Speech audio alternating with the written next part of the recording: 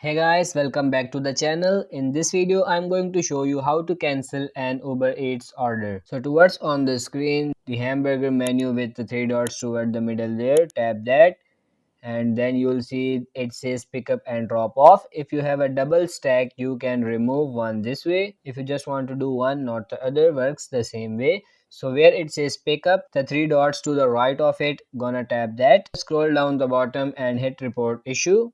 This is all the reasons you can get out of doing a delivery: unable to find a pickup, too far away, expensive wait time, order was cancelled, restaurant is closed, order picked up by someone else, I don't want to do this delivery. I am usually just honest and say I don't want to do this delivery. Yes, cancel. When it says cancel their order, it means cancel. You are doing their order.